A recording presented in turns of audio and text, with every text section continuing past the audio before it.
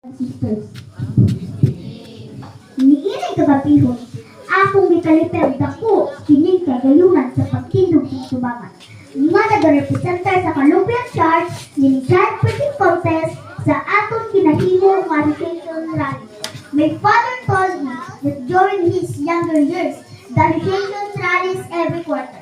Buod pasabot sa una kaupan mag-education sa usa ka tuig.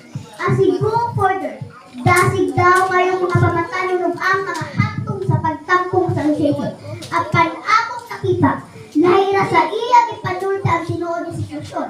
Apan karon kadua na lang mga education matag tuig. Kung tungod ini, namuna kining akong wali nga nag-inuhan. The price is not right. Apan sa dili pa mag-ampot ta. Father in heaven, I pray to give me your Holy Spirit. Aron akong masaysay ang imong mga pulong sa imong mga katawhan din sa Columbian District sa ngalan ng Jesus. Amen. The price is not right. Kanusa man natong matawag nga the price is right.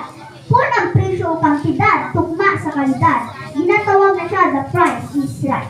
Kung ang presyo o kantidad, kung ang presyo ilabihan kay importante apan barato ang bili, the price is not right. At doon ay usa ka grupo sa mga pamatanon ang ilang trabaho manulod sa tindahan. Apan dili sila mangawat.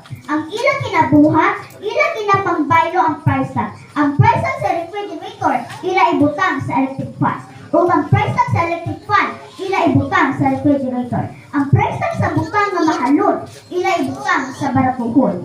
At ang Diyos laro nga nag-ingon ka nato sa Mateo 6:33. But seek ye first the kingdom of God and His righteousness, and all these things shall be added unto you. Apan ang yawa isulod sa kasing-kasing o huna-huna sa mga tumutuo aron sa pag-ilag ka nato nga nagaingon nga mas importante ang mga butang sa kalibutan kaysa sa imong paluwasan. Ni apit pila ka butang nga gibayluhan og presang sa yawa. Una, ingon ang Diyos ang nakapagpangita ang ginharian sa Diyos. Apan maingon ang yawa, mas nito tunayay na imong pagpangalagan. Kung nindot nimong balay, nindot nimong sakyanan, makasabot ra ng Ginoo. Unya lang adto ang administration, unya lang kuyog ang crusade. Punayay na imong pagpanginabuhi. Kinanglapad ka ng katubhan, dahil ka nagayupan man, nindot nimong balay ug sakyanan. Ikadua, ingon ang yawa sa tira nga dili makasimba imong anak. Importante makahuman og eskwela o mga trabaho. Nakasabot na bitaw na siya sa kamatuoran. Apat karon sa inyong tabo. Kay giuna ang bahagi og kalampusan kaysa sa imong paluwasan. Nindot nagbalay, lapan ng katubhan, mga nagkayupan, may trabaho sa bata kay dakong sweldo, dili makaadto sa association kay wala mo bantay sa baka ug sa kamo. Dili makaadto sa kusay, kanhadlok malapukan ang motor nga bago. Dili makaadto sa dagyaw, nagapakarga og tubo. Lapay sunset, nagakirunag sa hayupan. Dili makasimba si Dudong, dili makasimba si Unday, nagatrabaho.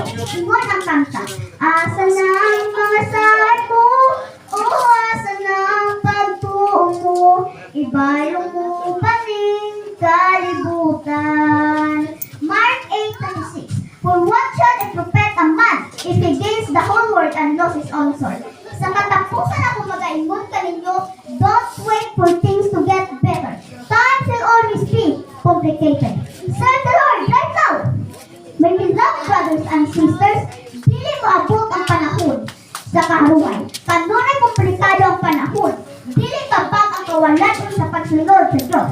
Apan bukas nga palasanon ang bahandi o palampusan. Kay kontiin gani ang imong bahandi, tua usab ang imong pasimpa sa pintasan. Busa, let us now shift our focus from wealth and all worldly things, and let us prioritize achieving things that will give us eternal life. This is my prayer.